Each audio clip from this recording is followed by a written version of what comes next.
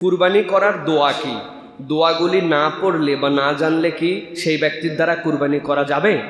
প্রিয় ভাইয়েরা, আমাদের অনেকের ধারণা যে কুরবানি করার জন্য বিশাল কোনো গোপন দোয়া আছে। কেননা আমরা দেখেছি যে যারা কুরবানি করতে আমাদের কাছে আসেন তারা কেবলামুখী দাঁড়ায়া জিজ্ঞাসা করেন, নাম বলেন, বাপের নাম বলেন, আরেকজনের ভাগ বলেন, আর সব শোনার পরে অনেকক্ষণ কি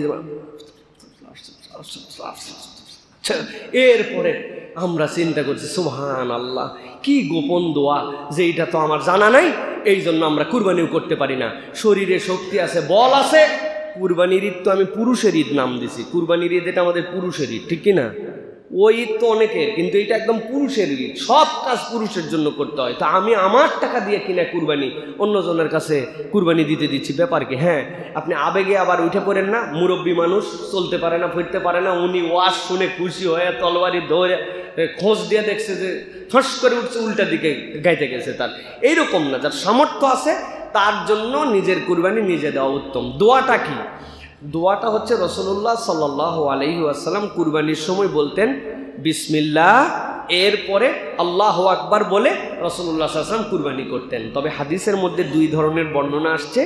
এই বিসমিল্লাহ আল্লাহু আকবার বলার আগে অথবা পরে নবী করিম সাল্লাল্লাহু আলাইহি ওয়াসাল্লাম দোয়া করতেন কি? ওয়াজ্জাহতু ওয়াজহিয়া লিল্লাযী ফাতারাস সামাওয়াতি ওয়াল আরদা হানিফা ওয়া মা আনা মিনাল মুশরিকিন। নবী করিম সাল্লাল্লাহু আলাইহি ওয়াসাল্লাম পড়তেন, অথবা পড়তেন ইন্না সলাতি ওয়া নুসুকি ওয়া মাহইয়ায়া ওয়া মামাতি লিল্লাহি রাব্বিল আলামিন। এইটুকু রাসূল সাল্লাল্লাহু আলাইহি ওয়াসাল্লাম পড়তেন। এরপরে বিসমিল্লাহ আল্লাহু আকবার জবাই করার পর রাসূল সাল্লাল্লাহু আলাইহি ওয়াসাল্লাম বলতেন আল্লাহুম্মা লাকা ওয়া মিনকা, অথবা বলতেন মিন মুহাম্মদ ওয়া আলি মুহাম্মদ। আল্লাহ, মুহাম্মদ সাল্লাল্লাহু আলাইহি ওয়াসাল্লামের পক্ষ থেকে আপনার দেওয়া পশুতে আপনার কাছে কুরবানি করলাম। মুহাম্মদ সাল্লাল্লাহু আলাইহি ওয়াসাল্লাম এবং তার পরিবারের পক্ষ থেকে, তার উম্মতের পক্ষ থেকে আপনার কাছে নিবেদন করলাম। কিন্তু জবেহের দোয়া কোনটা ভাই? তাহলে বিসমিল্লাহি, বাস আপনার দোয়া শেষ। এইটুকুর আগে পরে পড়তে পারছেন ভালো, না পড়লেও সমস্যা নাই, কিন্তু এর মধ্যে আলাদা কোনো গোপন দোয়া নাই। আজকে আপনাদের কাছে এই জন্য জবেহের গোপন দোয়া ফাঁস করে দেওয়া হলো।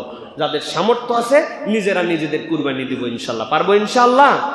আর এমনি ওয়াজ্জাহতু ওয়াজহিয়া লিল্লাযী সুন্নত, যেহেতু এটা একটু আমার যদি জানা থাকে, তাহলে আল্লাহর কাছে দাঁড়ায় নিবেদন করলাম আপনার জন্য আমার জান, আপনার জন্য আমার প্রাণ, আল্লাহ রাব্বুল আলামিন আপনার জন্যই সালাত, আপনার জন্যই কুরবানি। আল্লাহুম্মা লাকা ওয়া মিনকা, আপনার জন্যই আপনার দেওয়া পশুতে কুরবানি করতেছি। কোনো ব্যক্তির নামে কুরবানি হয় না, ব্যক্তির পক্ষ থেকে আল্লাহর নামে কুরবানি। বিসমিল্লাহি আল্লাহু আকবার। বাস এই কুরবানি আমরা করার জন্য চেষ্টা করি। আশা করি আপনারা এই দোয়া শিখে ফেলছেন ইনশাআল্লাহ, ঠিক না ভাই? আল্লাহ রাব্বুল আলামিন আমাদেরকে করার তৌফিক দান করেন।